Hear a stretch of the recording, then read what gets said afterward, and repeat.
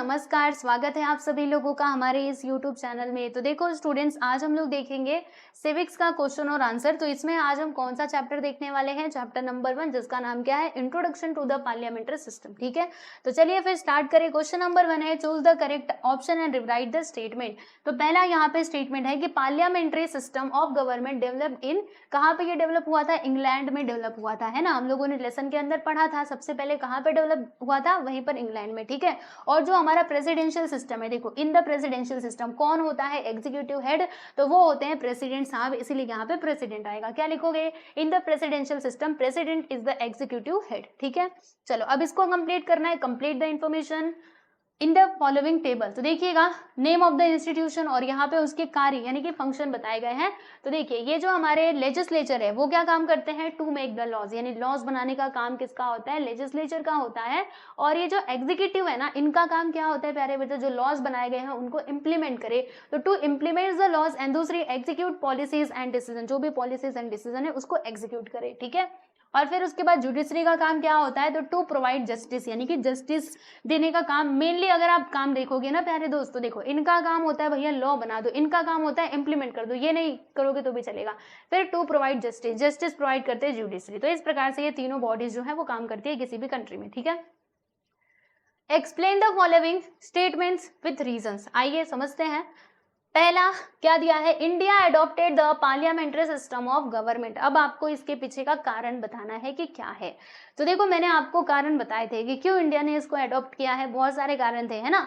तो आइए जरा समझते हैं। पहला, the development of parliamentary institution started during the British. ठीक है, ब्रिटिश लोगों ने सबसे पहले यही वाला सिस्टम जो है वो चलाया था। Okay, the British rulers govern in accordance with this system. Britishers जो है वो इसी के थ्रू क्या किया करते थे? हमारे देश में राज किया करते थे।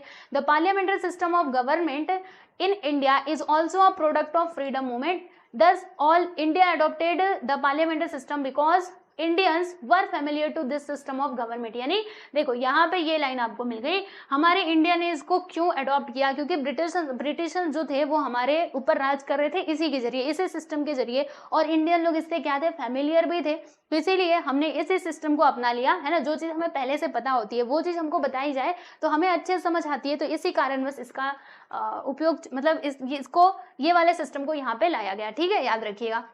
नेक्स्ट है कि discussion and deliberations are important in a parliamentary system of government. यानी पार्लियामेंट्री सिस्टम ऑफ गवर्नमेंट में डिस्कशंस और डेलिब्रेशंस इंपॉर्टेंट हैं।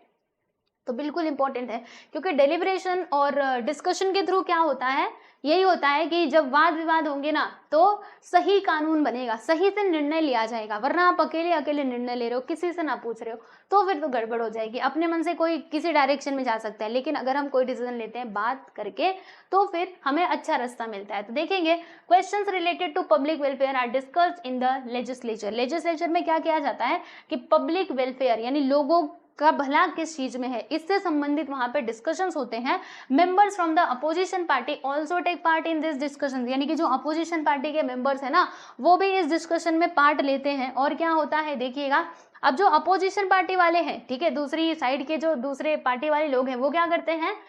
देखिए, opposition parties in support the government wherever appropriate and point of shortcomings in policies and laws, even put up studied arguments and questions against the policies etcetera. यानी कहने का मतलब क्या है कि अगर कोई बात अच्छी है तो उसको तो वो सपोर्ट करते हैं, लेकिन अगर कुछ बात गलत है, ठीक है, कानून अगर गलत बन रहा है तो वो उसको क्रिटिसाइज भी करते हैं। याद रखिएगा, इसलिए डिस्कशन बहुत जरूरी है, क्योंकि वहां पे अपोजिशन पार्टी के भी लोग हैं, बस आपकी पार्टी नहीं, दूसरे पार्टी के भी लोग हैं जो आपकी कमियां देखने में लगे हुए हैं। तो कमियां देखने से क्या होता है, और हम ऐसा जनरली होता है ना कि अगर कोई हमारा क्या कर दे, बुराई कर दे, तो हमें बुरा लग जाता है। लेकिन बच्चों एक बात आप जरूर सोचना, अगर आपकी कोई बुराई करता है तो इससे क्या होगा?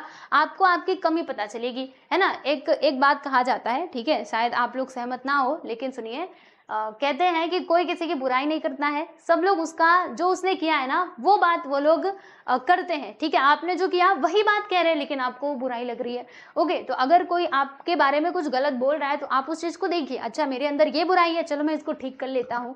ठीक है, तो इससे क्या होता है, इससे जो हमारी गलती रहती है वो भी सुधर जाती है, समझे। तो यहाँ पे भी कुछ ऐसा ही सिस्टम है। तो इससे क्या होता है, this helps the legislature to make proper laws. Okay, जब डिस्कशन होंगे, डेलिब्रेशन होंगे, तो इससे क्या होगा, हमारा लेजिस्लेचर लेजिस्लेचर सही लॉ बनाएगा। Hence discussions and deliberations are very important in a parliamentary system of government. Okay, चलिए, तो ये समझ में आ गया। यहाँ पे बस 2 ही क्वेश्चंस थे। अब देखते हैं, answer the following in 25 to 30 words. 30 words. अब आपको 25 से 30 शब्दों में उत्तर लिखना है। पहला सवाल, what is a responsible government? Responsible government क्या होती है? तो देखो, पार्लियामेंट्री सिस्टम के अंदर ये रिस्पॉन्सिबल गवर्नमेंट आता है, क्योंकि ये गवर्नमेंट जो एग्जीक्यूटिव होते हैं ना, वो रिस्पॉन्सिबल होते हैं किसके प्रति? लेजिस्लेचर के प्रति। ठीक है स्टूडेंट्स, आइए समझते हैं, देखिएगा। The Prime Minister and Council of Ministers is responsible to the legislature। बोला था ना, प्राइम मिनिस्टर और जो काउंसिल ऑफ मिनिस्टर है, जो एग्जीक्यूटिव में आते हैं, वो रिस्पॉन्सिबल होते हैं किसके लिए? किसके प्रति? लेजिस्लेचर के प्रति। किसके मतलब for all their actions and policies, जो भी वो एक्शन कर रहे हैं, जो भी क्रियाकलाप कर रहे हैं और जो भी वो पॉलिसीज बना रहे हैं, उसके लिए वो रिस्पॉन्सिबल होते हैं, है ना। इसका मतलब क्या हुआ कि the council of minister has to work with the legislature. इसका मतलब तो यही हुआ कि जो काउंसिल ऑफ मिनिस्टर है या फिर जो हमारे प्रधानमंत्री जी हैं, उनको लेजिस्लेचर के हिसाब से ही काम करना पड़ेगा। Okay, thus the parliamentary system is known as the responsible government. ठीक है, सिंपल सी बात है भाई, ये लोग रिस्पॉन्सिबल होते हैं लेजिस्लेचर के प्रति, इसीलिए इसको क्या कहते हैं? रिस्पॉन्सिबल गवर्नमेंट कहते हैं। ठीक है, नेक्स्ट है, enumerate the characteristics of the presidential system of government. यानी जो आपका प्रेसिडेंशियल सिस्टम ऑफ गवर्नमेंट है ना, इसके कैरेक्टरिस्टिक्स, इसकी विशेषताएं बताइए। तो पहला देखिएगा, in a presidential form of government the legislature and the executive are not directly dependent on each other. जैसे प्रेसिडेंशियल में क्या होता था, वो पार्लियामेंट्री में, कि दोनों एक दूसरे के ऊपर ही निर्भर रहते थे। यानी अगर लेजिस्लेचर में से, पार्लियामेंट से अगर उनका बहुमत समाप्त हुआ, ओके, तो क्या होगा? मेजोरिटी खत्म हुई, तो एग्जीक्यूटिव भी जो हमने बनाए हुए हैं प्राइम मिनिस्टर और मिनिस्टर्स, वो लोग भी खत्म हो जाएंगे। ठीक है, लेकिन इसमें क्या होता है, दोनों अलग अलग हैं। ठीक है, डिपेंडेंट नहीं होते एक दूसरे के ऊपर। दूसरी बात देखिएगा, the houses of the legislature and the president are directly elected by the people। Legislature अलग से इलेक्ट किया जाता है लोगों के द्वारा, और प्रेसिडेंट साहब अलग से उनके इलेक्शंस होते हैं। आप समझिएगा, 2 बार इलेक्शंस होते हैं। And the president is the executive head. जैसे हमारे यहाँ पे एग्जीक्यूटिव हेड कौन है? प्राइम मिनिस्टर, उनके काउंसिल ऑफ मिनिस्टर्स होते हैं। सेम चीज प्रेसिडेंट, मतलब इसमें क्या होता है, the president is the executive head and has a lot of powers. इसके पास बहुत सारी पावर्स होती हैं, है ना, जैसे कि ये लॉ को इम्प्लीमेंट करने के साथ और भी कुछ पावर्स होती है। In spite of such a structure, यानी ऐसा सारा स्ट्रक्चर होने के बाद भी legislature and the executive keep a check on each other. ठीक है, मतलब एक दूसरे के ऊपर वो नजर बना करके रखते हैं। This mutual control over each other can lead to a responsible government. ठीक है प्यारे दोस्तों, चलिए आगे बढ़े। अगला क्या है कि why is the role of opposition party is important, write your opinion. यानी कि जो अपोजिशन पार्टी है ना, उसका रोल क्यों इंपॉर्टेंट है, मतलब अपोजिशन पार्टी किसी भी देश में क्यों होनी चाहिए। अच्छा आप सोचिए, एक देश में किसी की सरकार है, ठीक है, अब वहां पे कोई अपोजिशन पार्टी नहीं है, पूरी अपोजिशन पार्टी हो चुकी है खत्म, तो अब एक ही सरकार है, तो क्या करेगी? वो अपने मन का करेगी, क्योंकि उसके कंपटीशन में कोई है नहीं। अगर हमारे कंपटीशन में कोई रहता है ना, तो हम अपना काम ठीक से करते हैं, क्योंकि अगर ठीक से ना किया तो वहां पे दूसरा जो विकल्प है वो बचा हुआ है, लोग उसकी तरफ चले जाएंगे। ठीक है, इसीलिए अपोजिशन का होना बहुत जरूरी है। अपोजिशन सरकार में कमियां देखती रहती है, कहाँ पे ये गड़बड़ कर रहे हैं, फिर आकर के धीरे से मतलब आकर के बोल देते हैं सबके सामने। ठीक है, तो इससे लोगों को पता चलता है। इसीलिए कहा जाता है कि अपोजिशन पार्टी बहुत जरूरी है। अगर हम चाहते हैं कि हमारे देश में सरकार अच्छे से चले, किसी के तानाशाही ना हो, ओके, तानाशाही अगर खत्म करना चाहते हो तो अपोजिशन पार्टी का होना बहुत ज्यादा जरूरी है। ठीक है, तो ये तो मैंने आपको एक्सप्लेन कर दिया। आप जरा देख लेते हैं। The opposition party plays a very important role in a democracy because it acts as a pressure group के जैसा, है ना। वो खड़े हैं, आपने थोड़ी भी गड़बड़ की वो पकड़ लेंगे और जाकर के मीडिया वालों के सामने बस बता देंगे। ठीक है, इसीलिए संभल मतलब ऐसे फूक करके कदम रखना पड़ता है सरकारों को। एंड इट मोबिलाइजेस द गवर्नमेंट, ये गवर्नमेंट को हटाने का भी समझ लो ये रखती है पावर। ठीक, लोगों का देखो ना, सरकार ने अगर कुछ गड़बड़ घोटाला कर दिया, अब लोगों का मूड बिगड़ेगा, अगले इलेक्शन में इनको हटा देंगे, दूसरे वाले को ला देंगे। ठीक है, तो वही बात है। फिर तीसरा, it keeps a check on the working of the ruling party. जो रूलिंग पार्टी है, जो पावर में है, उसके क्रियाकालों, मतलब उसके जो ये एक्टिविटीज हो रही है उसके ऊपर वो ध्यान रखते हैं। and it puts different views in the parliament and criticize the government for its failure or wrong policies।